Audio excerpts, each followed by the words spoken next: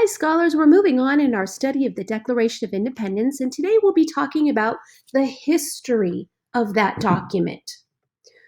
You know that the First Continental Congress met in 1774 in order to figure out how to get peace with Great Britain while still getting representation.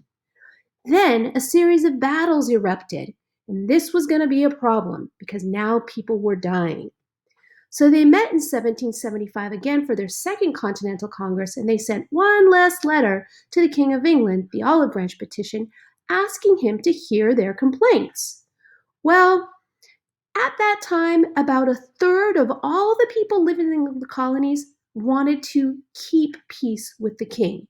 Those are our loyalists. A third of them wanted to have freedom from Great Britain. Those are our patriots. And then another third couldn't make up their minds. Those are the fence sitters, people who don't know which way to go. Now, in June 1776, Congress had a difficult decision to make. Because the country was divided, they couldn't figure out what everyone wanted. They had to decide, are we going to go to war for independence? Or are we going to try to keep finding peace with Great Britain? Well, on June 11, 1776, they decided it's time to go to war. So they designated these 5 men on June 11th to write the Declaration of Independence. It was sort of like a group project. All together, they were supposed to write it. But there were 3 people who did most of the work: Benjamin Franklin, Thomas Jefferson, and good old John Adams. Well, John Adams was a very smart lawyer. He was a radical, though, and some people didn't like him. Well, he was at the First and Second Continental Congress, and later he became vice president and later president. Sadly, he died on the 50th anniversary of the Declaration of Independence. Benjamin Franklin was the opposite. He was super, super popular. Everyone liked Benjamin Franklin, and he did a lot of different jobs, as you can see. He was an old man at the time he wrote the Declaration of Independence, and he stated that they all needed to work together, or else they would die.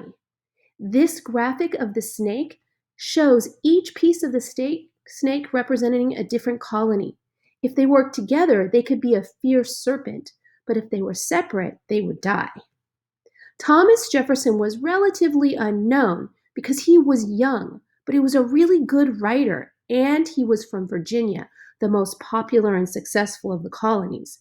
So he was chosen to actually do the writing. He was the second vice president and third president, and he also died on the 50th anniversary of the Declaration of Independence. Now, from June 12th to June 27th, these 3 men worked together to write the Declaration. Thomas Jefferson did most of the writing, and then Benjamin Franklin and John Adams would constantly give their advice, and they would revise it and revise it. So finally, on July 1st, they were ready to deliver it to Congress. But when it got to Congress, the delegates started making changes, and Thomas Jefferson hated that because he thought it was already perfect. The part that they took out that made him most mad was the part where he said slavery was wrong. That really angered him that they took that out. But ironically, he himself owned slaves. So if he believed slavery was wrong, many people wonder, why did he keep slaves? On July 4th, they decided to accept the Declaration of Independence, and 24 copies were made. 2 of those still exist. They're really old and falling apart, but you can see them in Washington, D.C. Then, the next day, July 5th, Congress declared independence from Great Britain. So some people say that maybe July 5th should be our Independence Day instead of July 4th.